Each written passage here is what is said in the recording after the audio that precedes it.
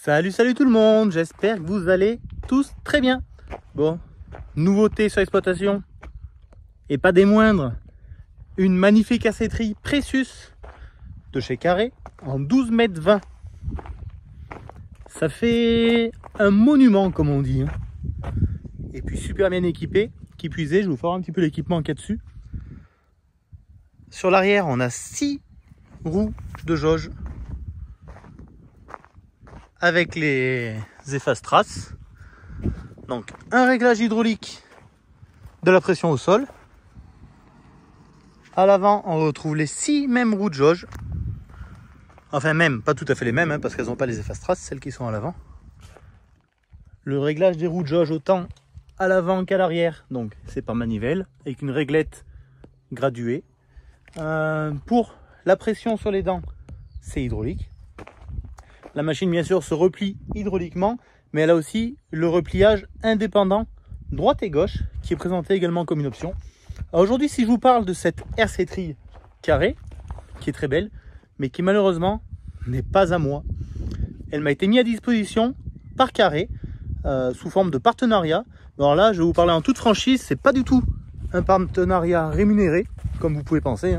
Carré ne me donne pas un seul euro pour parler de leur machine, mais par contre, c'est un partenariat donnant-donnant. C'est une machine que Carré me met à disposition pour le plus longtemps possible, j'espère vraiment. Donc ça me permet de m'en servir dans mes cultures. Elle va m'être vraiment d'une grande utilité.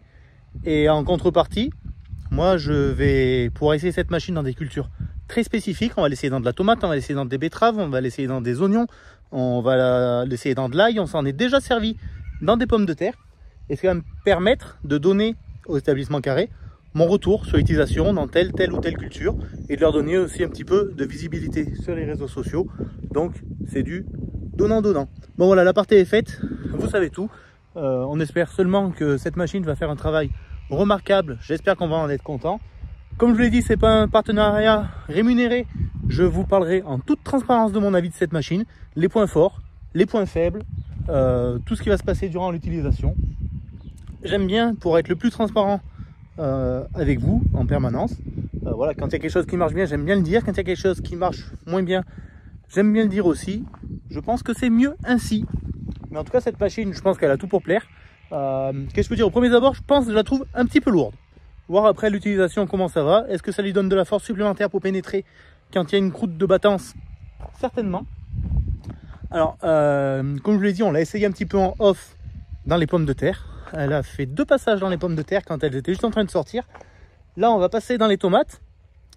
Il va y avoir un inconvénient sur mon exploitation, c'est que j'ai des cultures qui sont à 180 de planche et j'ai des cultures qui sont en planche de 190.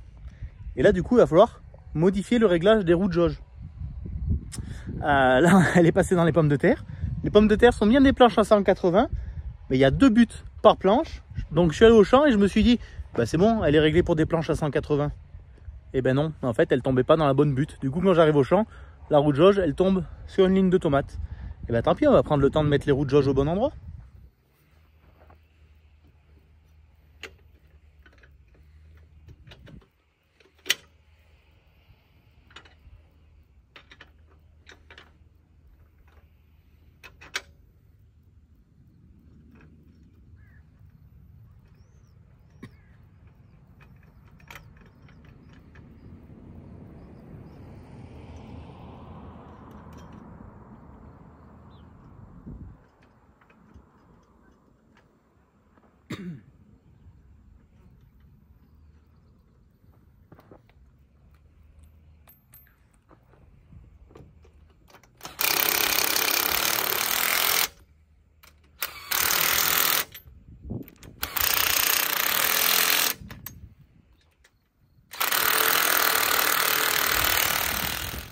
Bon, du coup, avec une péteuse, ça se fait assez bien. C'est vrai que l'électroportatif a bien évolué.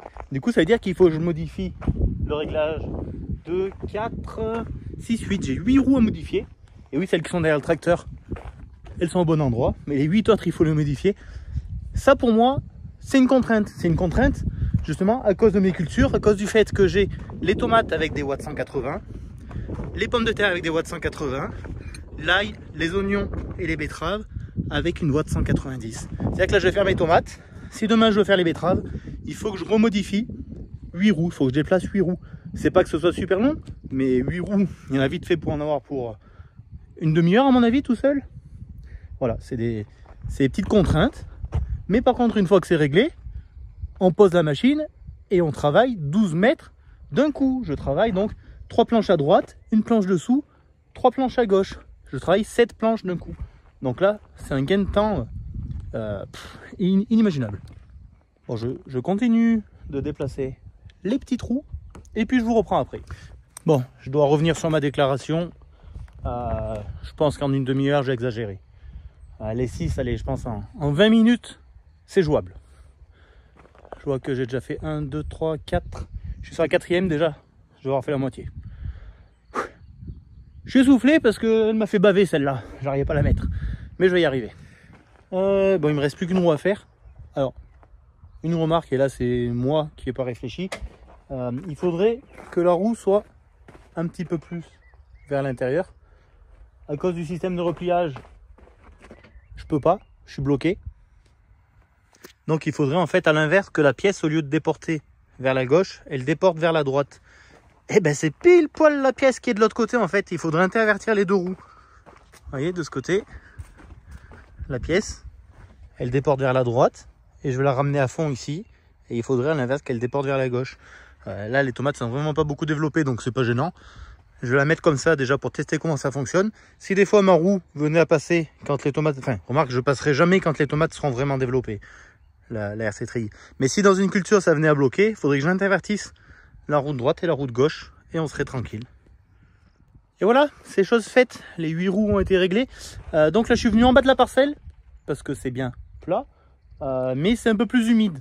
Donc je veux surtout pas commencer ici, surtout pour faire les réglages. Ici ça se fera je pense demain, plutôt dans l'après-midi. J'espère que ça aura séché un petit peu. Entre temps je vais aller faire mes réglages en haut de la parcelle, là où c'est sableux et là où c'est sec. Mais là pourquoi je suis venu en bas? Pour l'instant c'est parce qu'en bas c'était plat.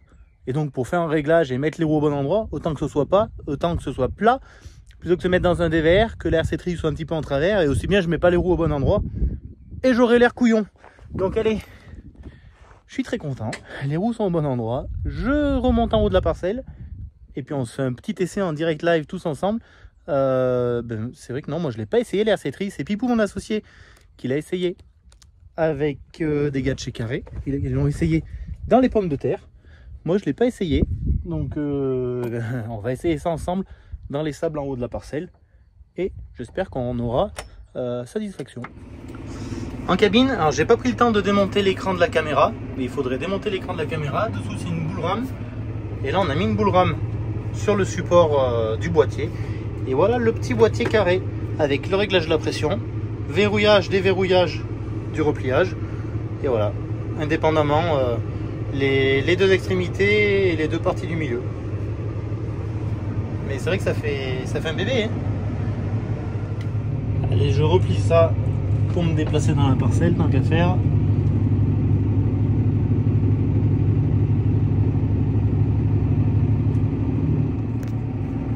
Bon, problème. En venant replier, j'ai ma roue qui vient toucher le carré réfléchissant. Mince, et je l'ai tordu. Bravo, bravo, bravo. Donc, faut surtout pas que je plie l'autre côté. Oh punaise, que je suis pas doué. Ouais, je suis dégoûté. J'étais en train de regarder de l'autre côté. Bam, et ce côté est venu toucher. Mince. Mince. Bon, allez, je vais... Visiblement, il n'y a que les deux extrémités qu'il faut régler. Oh, je suis dégoûté. Bon, c'est pas grand chose, hein, mais... Allez, je vais en haut de la parcelle, on redéplie là-bas, et je prendrai le temps de les régler un peu. J'espère qu'il n'y a que celle-là qui va falloir rebouger. Bon, ça fait pas du tout, parce que mine de rien, il y a ces deux roues là qui vont venir toucher les carrés, et celle-là aussi de derrière.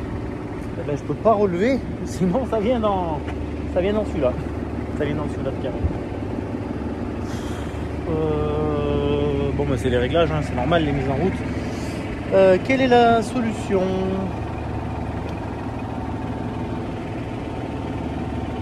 quelle est la solution? Soit je vois que celui-là de carré il est réglable, je peux le rentrer. J'en sais rien quelle est la meilleure solution. J'en sais rien. Vite une idée. Je démonte les 4 roues des extérieurs. Je crois que c'est ce qui va se passer. Je démonte les 4 extérieurs et je serai plus embêté. Ah, je suis deg. Allez, on redéplie ça. On va essayer déjà voir ce que ça donne. Je viens de mettre un peu d'agressivité. Je vais vous faire voir le système de réglage d'agressivité, comment il fonctionne. Du coup, on a les vérins qui sont situés à l'arrière. Donc, qui viennent faire bouger cette grande barre sur laquelle est prise des barres parallèles. Je ne sais pas comment on appelle ça. Une tringlerie qui vient faire bouger donc chaque élément et modifier la tension donc de chaque ressort. Alors, ce qui est intéressant sur ce type de dent, c'est qu'elle est assez rigide, donc elle va pas beaucoup bouger de droite à gauche, donc elle va pas éviter les mauvaises herbes, elle va pas éviter les plants non plus. C'est pour ça qu'il faut passer quand les plants sont suffisamment enracinés pour pas les tirer. Et donc elle va avoir une certaine pression au bout de la dent qui va être assez constante sur toute la course de la dent. Bon, les amis, je me suis mis à 1 km/h, j'accélère un petit peu, que je me mets à 1,5. J'avance un petit peu. On va aller voir le travail que ça fait. Ça m'a pas l'air mal. Vu de la cabine, ça m'a pas l'air mal. Allez, on va voir ça. Déjà, je vais vous faire voir, avant passage, les herbes qu'on vise. Alors, vous voyez, ça c'est des tomates qui ont été plantées il y a un peu plus de 20 jours. Il a plu. Donc, pas facile à biner. On a biné tard, il y avait déjà de l'herbe qui avait poussé, malheureusement. Du coup, j'ai biné une fois par endroit. Enfin, là, toute la partie haute du champ, c'était plutôt bien biné. J'ai biné une fois. La partie basse, là-bas, j'ai biné 2 fois. Ça, c'est bien fait. Il reste toujours quelques herbes.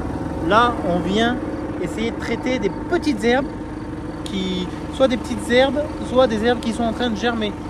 Avec une hersétrie, on n'est pas là pour taper de la grosse herbe. On l'aura pas. On en aura une de temps en temps, mais c'est pas fait pour. Donc tout ça pour vous dire, voilà, ce type de petites herbes, oui, ça on va l'avoir. Je suis confiant. Cette petite herbe, oui. La grosse, peut-être. Si on fait bouger la croûte et que ça l'arrache, peut-être qu'on va l'avoir. Mais on vise vraiment pas ce type d'herbe avec une hersétrie. Pas dans des cultures fragiles comme la tomate. Allez, on va voir derrière, ça sera beaucoup plus parlant. Ça sera beaucoup plus parlant. Hop. Il faut se mettre à genoux pour voir de près.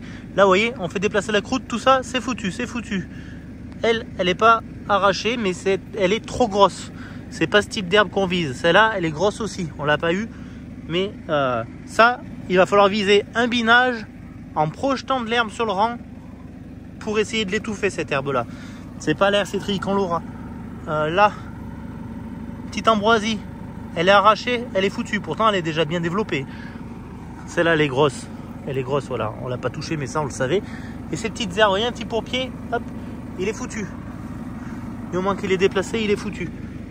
Là, bah, cette ambroisie, elle est déplacée, elle est foutue. Cette petite herbe, elle est foutue. Et mine de rien, je sais pas ce que vous en pensez, mais on fait du boulot. Hein. Là, c'est comment ça? Ça, c'est foutu, ça, c'est foutu. Ça tient encore un peu. Ah, le petit pourpier, il tient encore un peu. Donc là, comme j'ai dit, quand c'est gros, on sait qu'on les aura pas. Ça va être un coup de bineuse. Et regardez ces petits pourpiers, par contre. C'est foutu, c'est foutu, c'est foutu. C'est foutu. Et je trouve que ça fait du bon boulot.